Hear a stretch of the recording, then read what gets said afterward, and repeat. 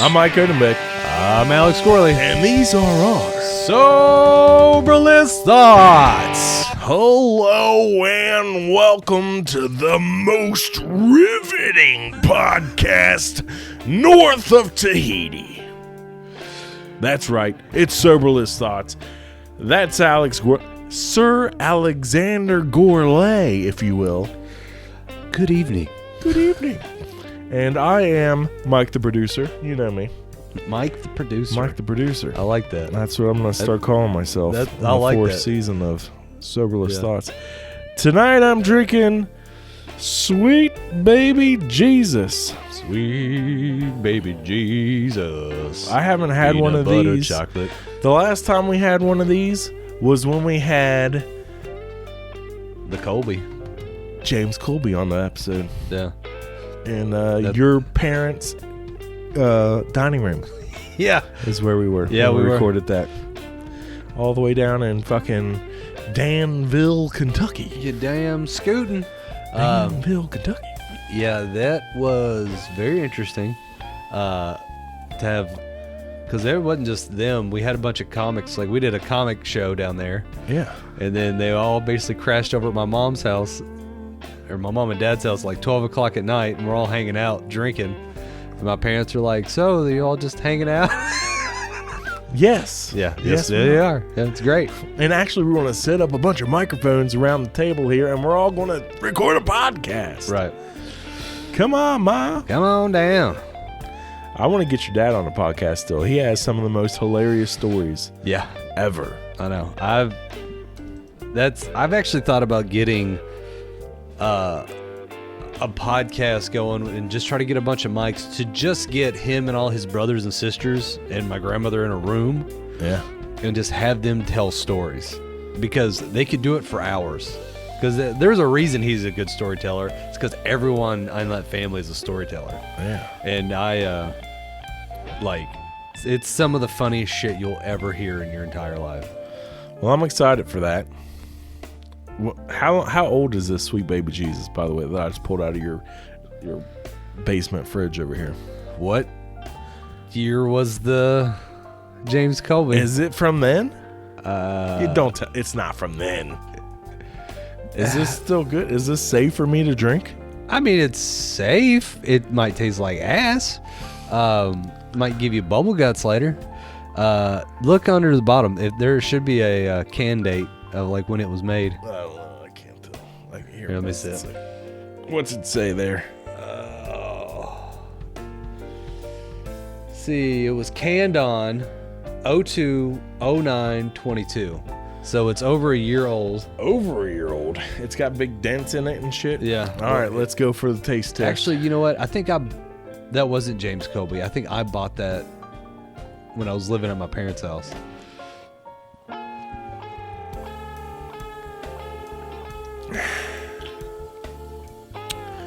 You know what? Huh. It doesn't taste that bad, actually. Right. It still tastes decent. Well, yes. It's a stout peanut butter. Stout peanut butter deliciousness. Yeah. Only a slight hint of Heineken is probably from the age. The slight hint of Heineken is from the age. Right. But I like it. By the way, have you realized you've been using riveting Yeah. for our intro? Yeah. Okay. What about it? I'm just like, it was one of those things I started noticing. I'm just like, because sometimes like you'll throw a wrench in there and you'll say something else and then like riveting, and I'm just like, it's become I ain't gonna lie. Where I'm like, and I was literally like, I'm gonna find another word Other than riveting? absorbing. Absorb. Another word for riveting. I don't think that's what I want. But I like riveting, though. And I feel like it does define us very well. I do like the riveting. Yeah, it's part of our intro. At this point, Yeah, I don't want to say anything else. right. Kind of like what we always say when we get out of here. Yeah. True. Yeah. You know what? Forget I said anything. All right. We are going to rivet the shit out of this. We're going to rivet the shit out of it because tonight, Alex, we are talking about, and you don't even know this yet. No, I but don't. tonight we are talking about the Count of Saint Germain. Do you know who that is? No, but I think you said it to me one time, and I can't help but go, the Count of Saint Germain Dupree. I know that guy.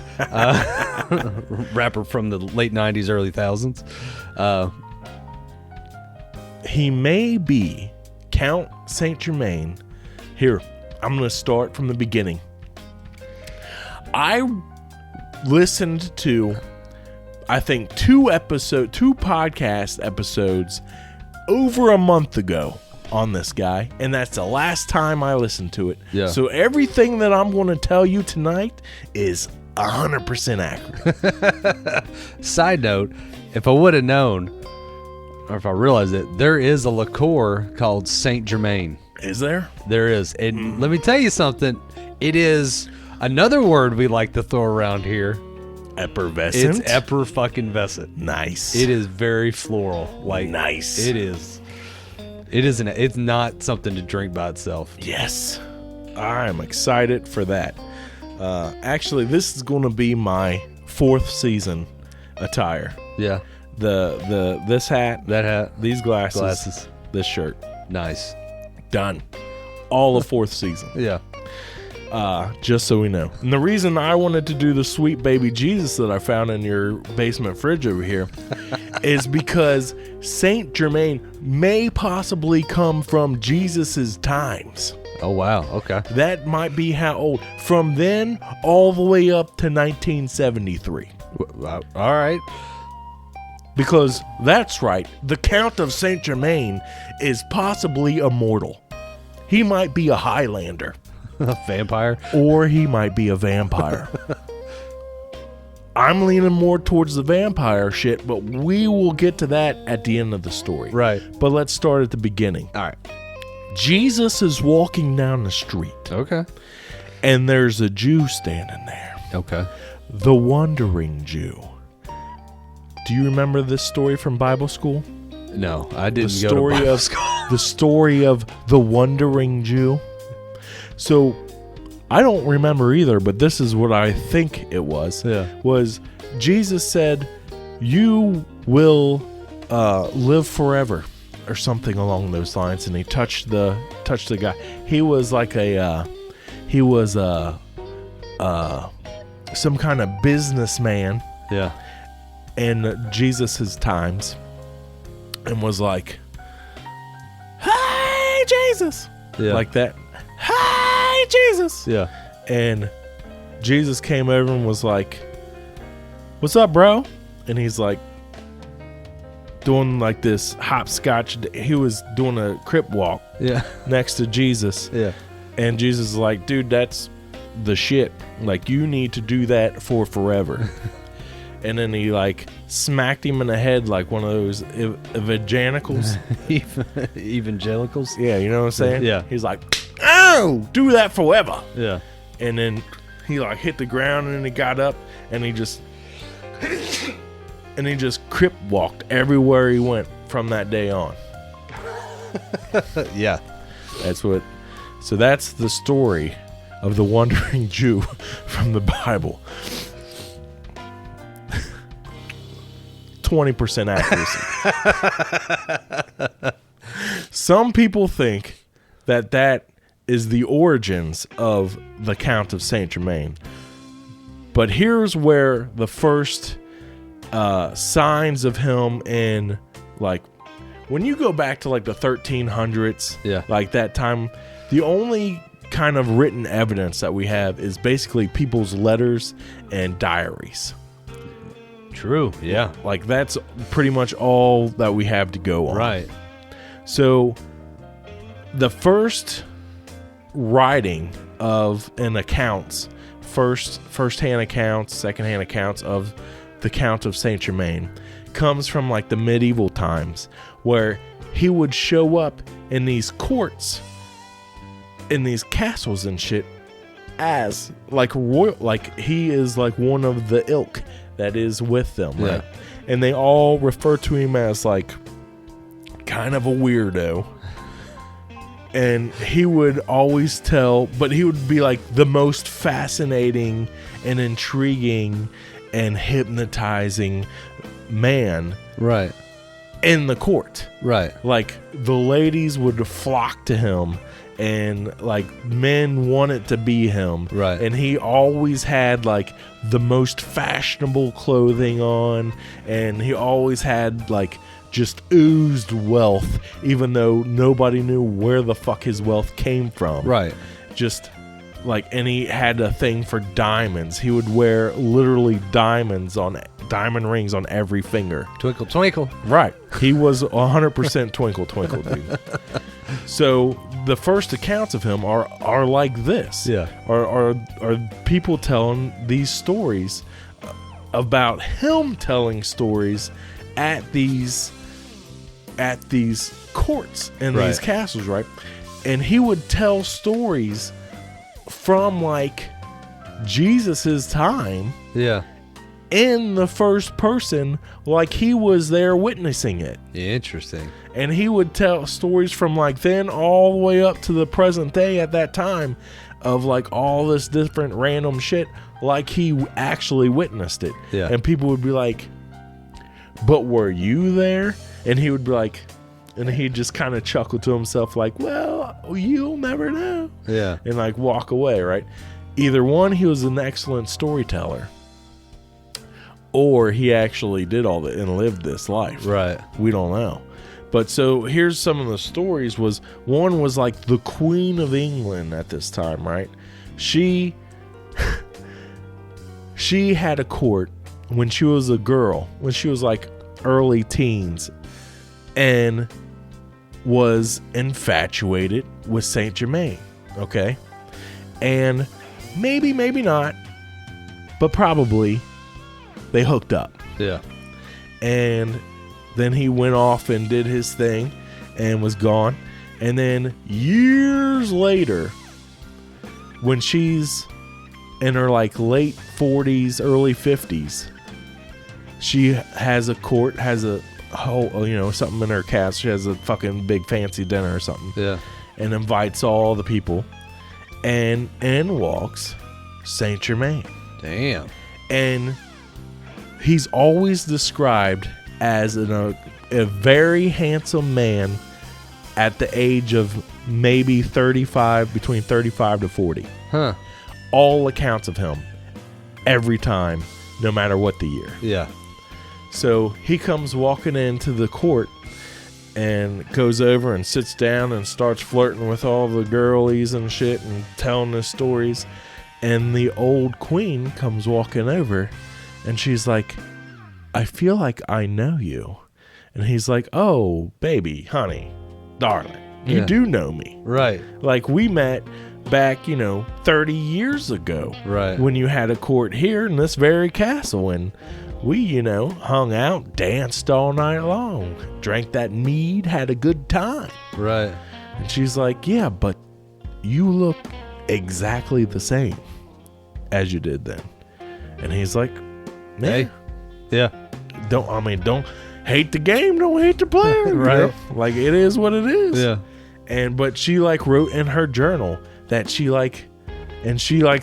spent the entire night talking to him, and he basically told her like his life story from the first time they met till that day, of like all the adventures and shit that he'd gone on. And she's like, and she wrote in her journal like how wild it was that he looked exactly the same, if not maybe even a little bit younger, right, than he did the first time that he met him. And it was like 30, 40 years later. So that was like one of the first instances that he shows up in history, right? So then you move forward in time and you get to like World War One, and he shows up. Well, dude, World War One, that's too recent. Yeah. Like all through the time, like every single major event that you can think of in history, yeah, he was there. Right. And there's accounts of him there. Like if there's a roll call, he's on the fucking roll call. Right. when the United States was first founded by Christopher Columbus. He was on the boat. Damn.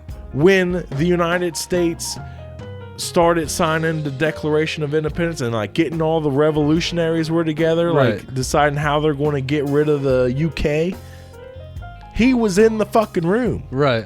Like the day that they signed the Declaration of Independence, he was in the room. He was there. He's on the roll call. Yeah. As being in the room. Fucking crazy ass shit. That dude. is crazy ass shit. Yeah. So, and it's the Count Saint Germain. Yeah. And he's always described the exact same way, and nobody knows where the so then there's also about what is it, the what's the secret society that we had a guy on over that was talking Freemasons? about? The Freemasons. Okay, so the Freemasons are very diligent about their roll calls, right? Right. So from the Freemasons are like an off-brand of the Knights Templar. Right. So the Knights Templar used to have roll calls, and the Knights Templar, they found documents from the Knights Templar before they were disbanded with Count Saint Germain on them. Yeah. Okay. So then fast forward to the I done forgot what it's called again. The Freemasons, Knights Freemasons. Templar. Yeah. So fast forward to the Freemasons, and like the main like meetings where they would get together to like form the Freemasons from the very beginnings, he was at every one of those meetings. Damn. Okay, and then you go fast forward from there, you go to like the most prominent like meetings of the Freemasons all the way up to the 1900s, where it was like basically the heads of each one of the Freemason clubs from around the world will all get together to do their little conspiracies or whatever the fuck they're doing. Yeah. Every one of those roll calls, he is listed. Yeah. He's listed as being in attendance. In attendance. Yeah. So this gets all the way up to I think it's like the 1960s. There's this guy in France who is on TV and he's Saint Germain, as it says his name is, right? Yeah. And he says that he has found the elixir of life, that he will not age. Okay, there was a whole documentary back then made about him, right? Yeah. And that he could literally turn. He knew alchemy. He could literally turn lead into gold. Yeah. And he did it live on television multiple times. And then they had actual like chemists and people there who would then test the lead and weigh it and everything. And then when he would and turn it into gold, then they would test the gold to make sure it's legit gold. Yeah.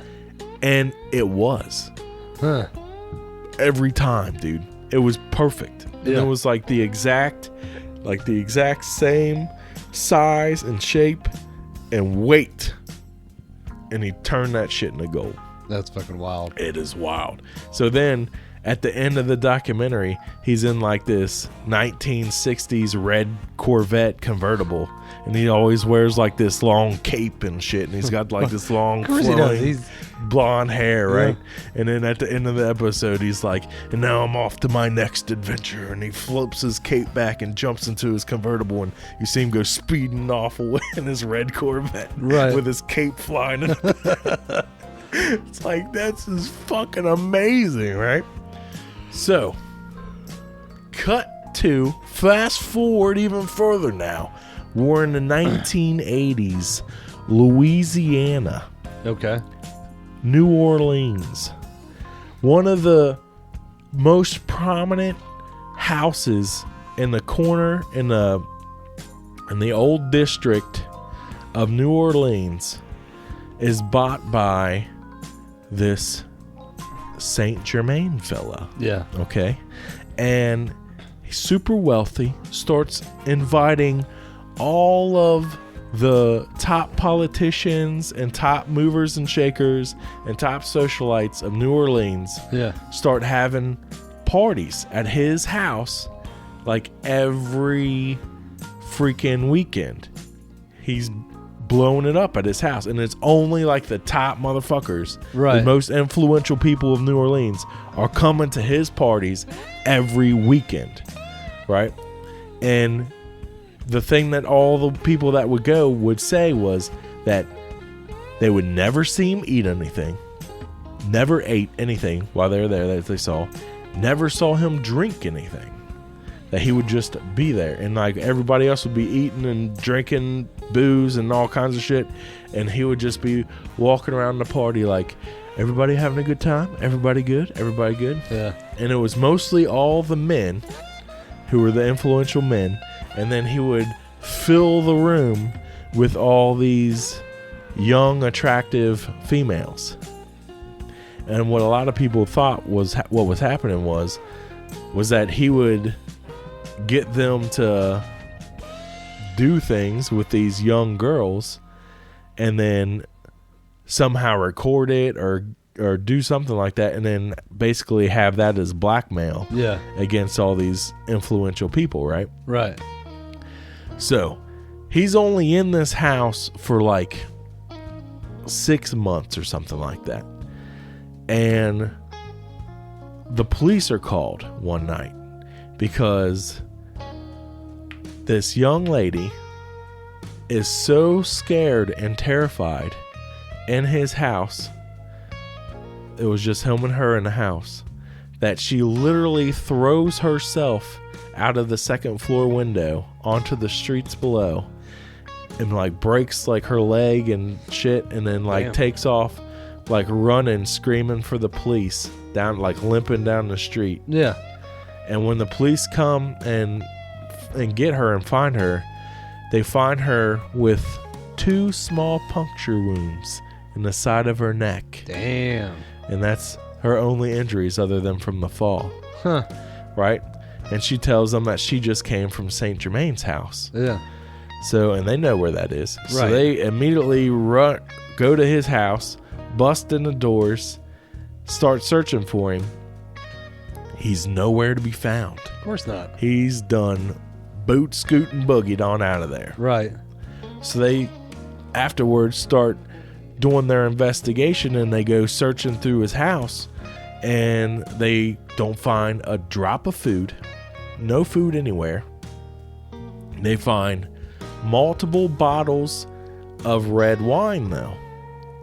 Well, one of the police officers decides he's going to pop open the red wine and see what because it didn't have any labels on it to see like what flavor of wine it was. And when they poured the red wine out, it was blood. Oh. It was human. When they tested it, it was fresh human blood. Damn. In the red wine bottles. Mm. And to this day, nobody has seen or heard from Saint Germain. Huh.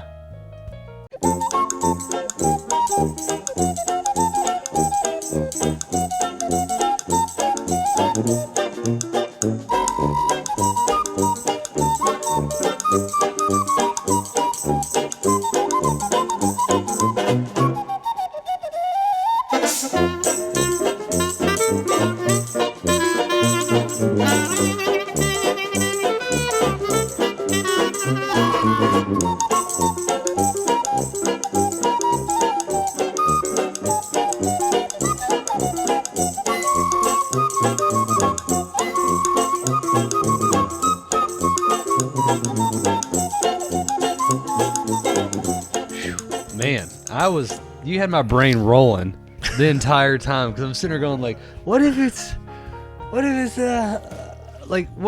a secret society of Saint Germain's where they they get somebody that looks like him, or they have a son that enough, and they just keep telling the stories and make like indoctrinate them to keep the storyline going. Yeah. And then they just keep reinventing themselves. That was like my first thought. And then I fucking, went sci-fi on it, where I was like, it's a fucking time traveler. Because he's going to every important part of history, and he's not aging.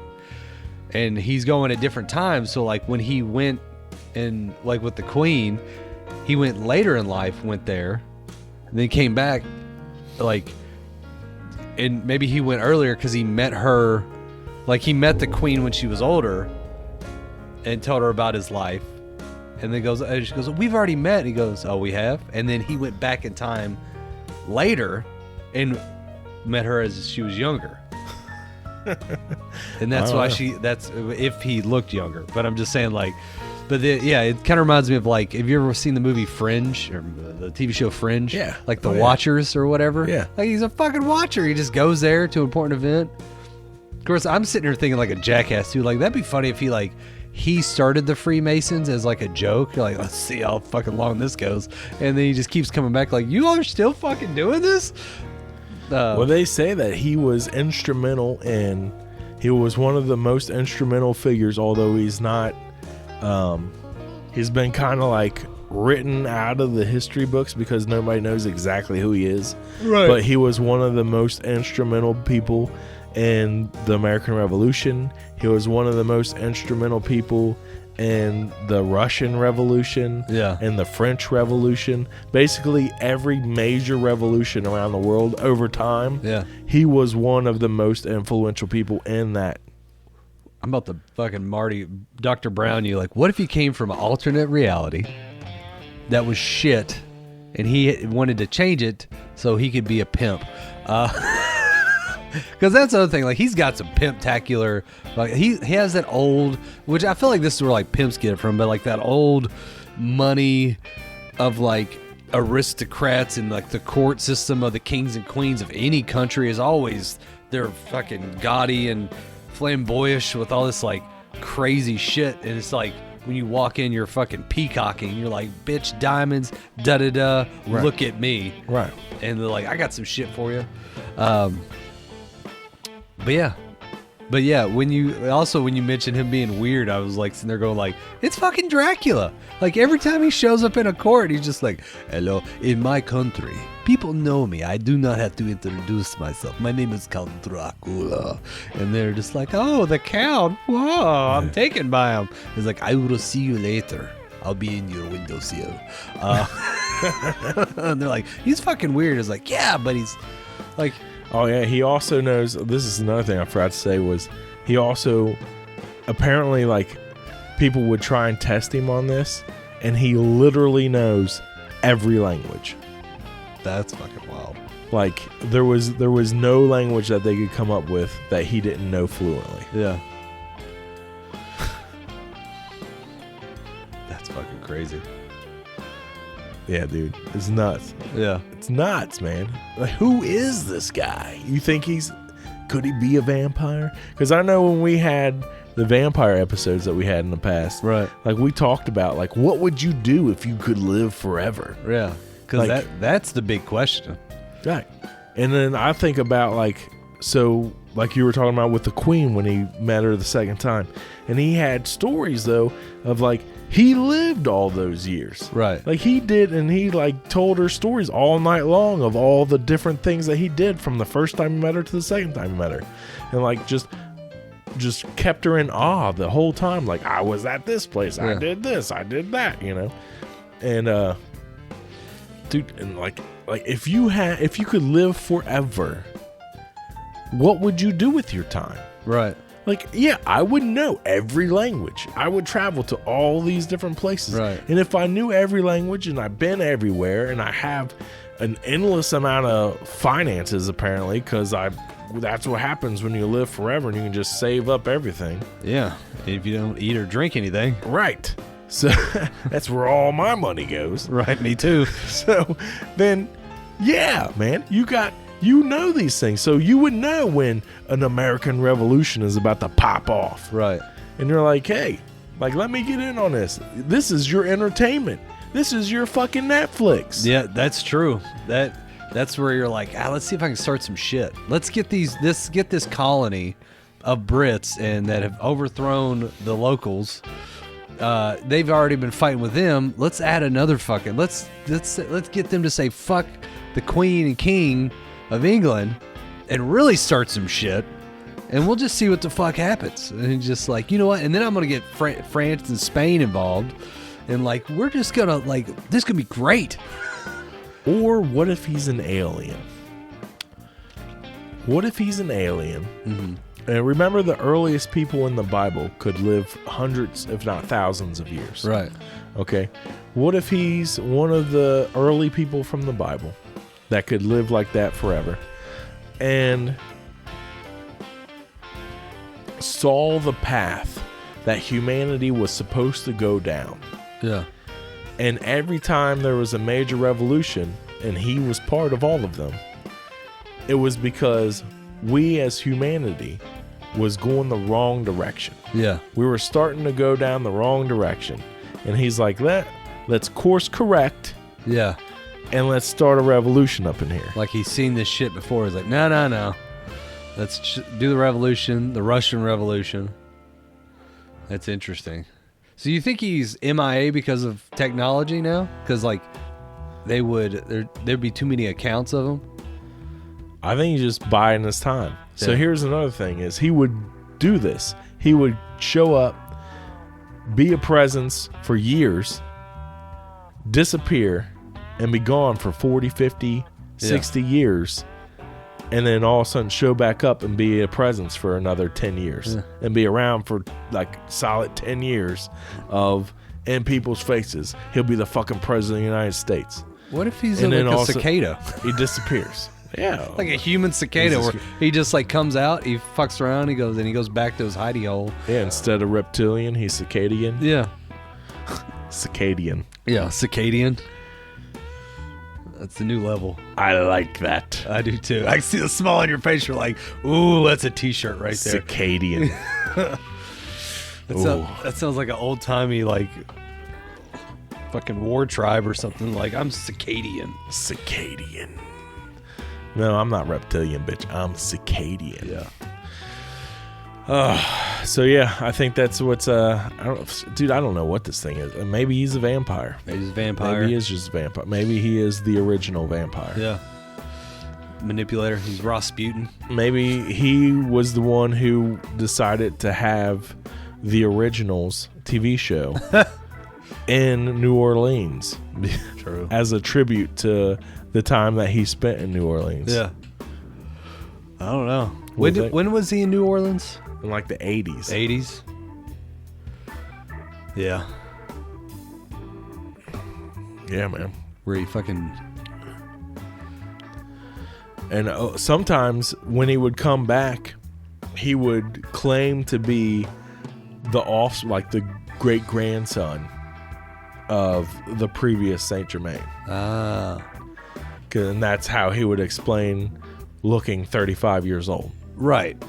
He's like, of course I look 35 years old. I am the great grandson of the original Count Germain. Yeah.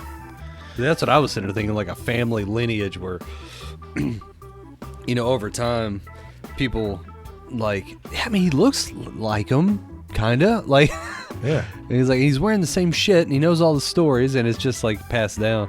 Also, this popped in my head earlier. It was like, if you lived from, let's just say, year one, like BE AD 81 till now, how much of that shit do you think your brain can legitimately keep and remember? Because like I have trouble remembering some shit back in the day, and I've only been alive for, you know, fucking almost. I mean, if it was something that was substantial, Right. and it was like you started a revolution type Right. stuff, yeah, you'd remember that. You don't remember what you had for dinner Right. on August 13th, You know the highlight reel, I guess. 1282. Right. Yeah. Right. Well, it's probably fucking lamb or goat or something I had, and Yeah. fucking pheasant or Definitely a pheasant. yeah. whatever the fuck I could catch. A young maiden's neck. Yeah. That's what I had. I mean, it was a vampire. Yeah, Or is he a Highlander? Could be a Highlander. A Highlander with political motives. And that's why there's only one of him. Yeah. Because there can only be one. Right. Yeah, at first when you were talking about the New Orleans thing, my first thought, I was like, was he fucking Jeffrey Epstein? I was like, because that sounds like the same shit that went down. Maybe he was. He just changed his name. Yeah. He's like, Because there are some people that believe that he had multiple aliases. Yeah. And that because they found other people with different names that kind of the same thing would happen. Yeah. But they'd have almost identical descriptions of them. Ah. And whenever that person was around, Yeah. Saint Germain wasn't around. Ah, I got you. They weren't ever in the same place at the same time. So it could be. Right. Because like as soon as you were describing it, you were like, yeah, they fucking got all the elites, did this. It was like, that's the same fucking MO. Yeah. Yeah, dude, for sure. And then he just like fakes his own death, right? Yeah, and disappears. Yeah. And he's Bob Sugarhouse down in Florida right now. Bob fucking Sugarhouse. Bob Sugarhouse. He was Hitler at one time and went to Argentina. Hitler wasn't pretty enough to be Saint Germain. What a weird fucking statement.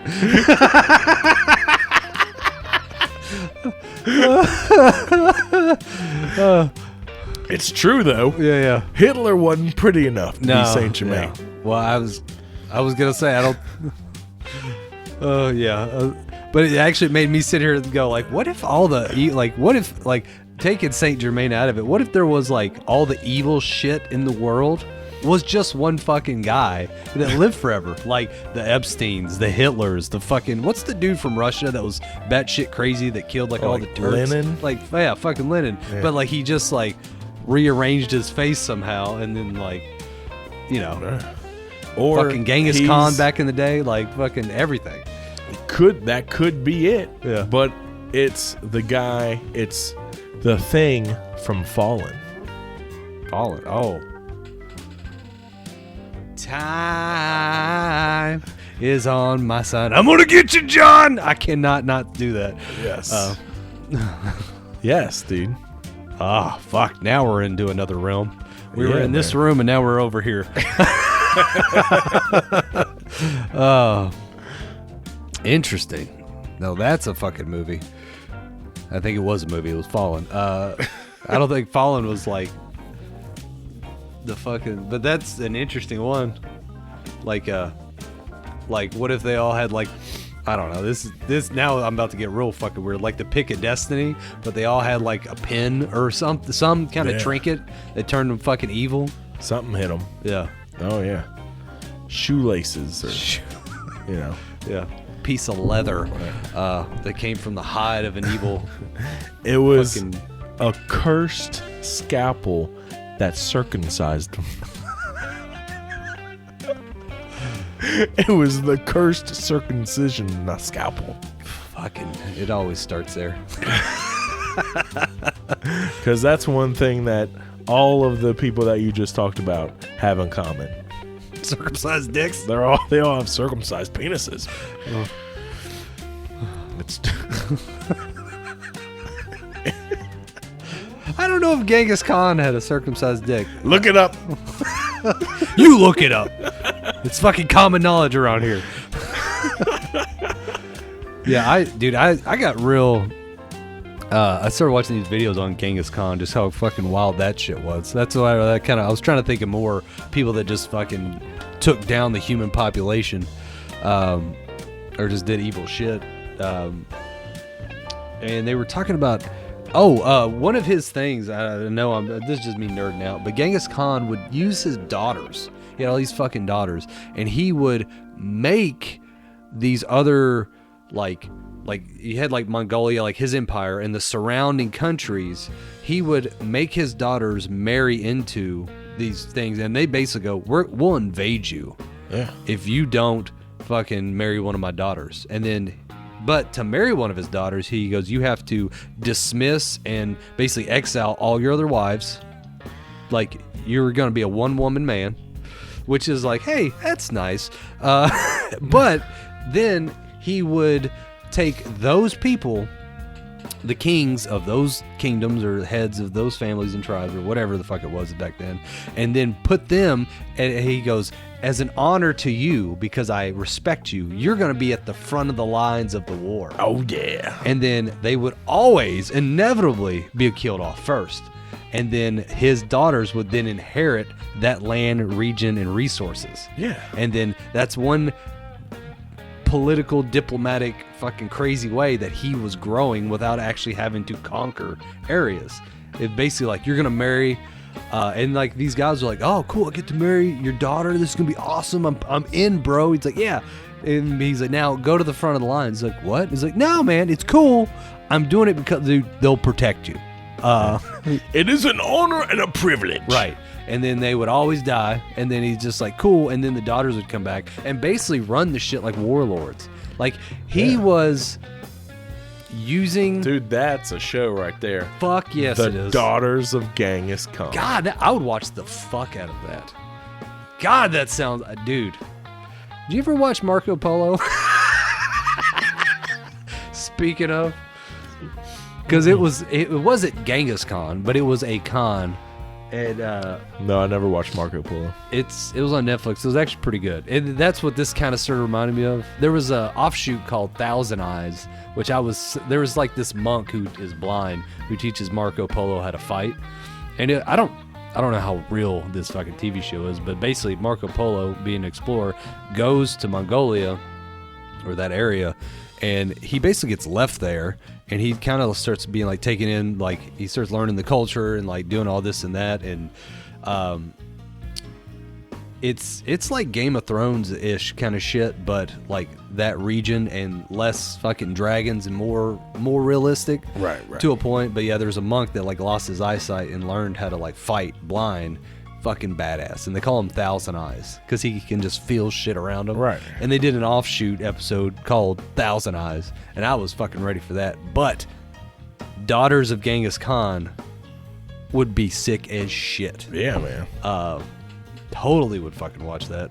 But yeah, that I just thought that was so cool because one, it's like, well, we need to write our 10-minute pitch. Yeah, we got to go to fucking.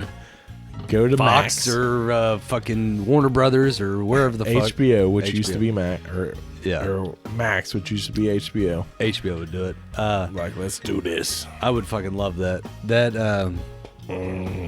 Now you need to do an episode like I just did of Saint Germain. You need to do an episode of Marco Polo. Oh, I was gonna say Genghis Khan. And Genghis Khan. All right, why not? We'll see if they're actually connected. Oh, they're connected. Oh, sorry. The thing I was gonna say was everybody's connected. Like to Genghis Khan was ahead of his time because he wasn't looking at. This is gonna be very pro women. Like he was using. How dare you? I know, right? Sorry, ladies. But yeah, like if you think about it, he entrusted them in like basically like use your femininity to, and I'm gonna use you, like we're gonna quote unquote use you as property as that they were doing, but we're gonna turn it around where you're gonna be the fucking head of this region and essentially a warlord. Like he kind of like he used the toxic fucking trait of the time, if you want to look at it that way, or just the society's fucking downfall. Like men fought wars, women stayed at home, that kind of shit. Like, now let's turn this shit around, and fucking these women are gonna be the badasses. Yeah, man. Dude, that would be a badass show. Fucking Xena Warrior Princesses that over would here. Be amazing. Yeah, it would be. I'd watch that for sure.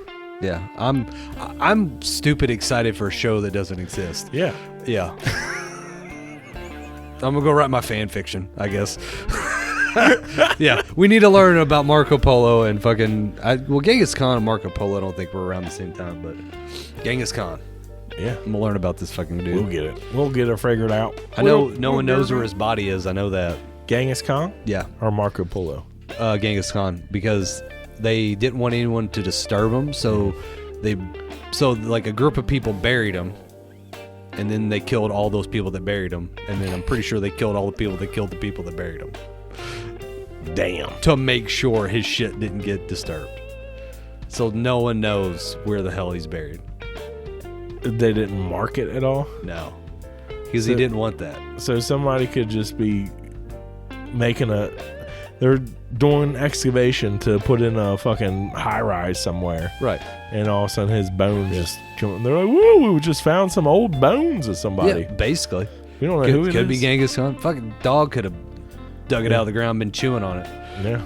He's like, that's fucking Genghis Khan's femur. Probably under one of those random ass pyramids that are in China that nobody's allowed to look at or talk about. That's another episode. And we'll get there. Yes, we will. All right. Where can they find us online, Alex? Oh, buddy. You can find us all on the onlines. Right after you go to Kroger's and Walmart's. The onlines. You can find us at Facebook, Soberless Thoughts. You can find Instagram at Soberless Thoughts. Guess what? We still have a Twitter at Think Soberless. We don't do a lot of shit on that one, but whatever. We don't do a lot of shit on any of them anymore, really. Well, I mean, here and there.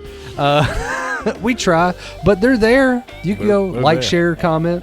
Don't forget, you know what we do though? Is the podcast. This is what we're known for. It's what people love us for. That's what we do. So you can go listen to our podcast on all podcatchers. Guess what? We also have a YouTube page. You can go watch some of these things. If you're like, I don't want to just listen. I want to see the glistening facial structures of these two fellas talking about a movie that's never going to get made. I'm going to do it on YouTube. Would it be better as a movie or as a TV series? I mean, you could string it out a lot longer for a TV series. For sure, man. Like, you could get into character development. Like, movie, you're going to have to round off all the characters and be like, here's, he had a shit ton of daughters. Because I definitely pictured this as a TV series. Yeah. Like, 4 to 5 seasons. Fuck yes. Easy. And not...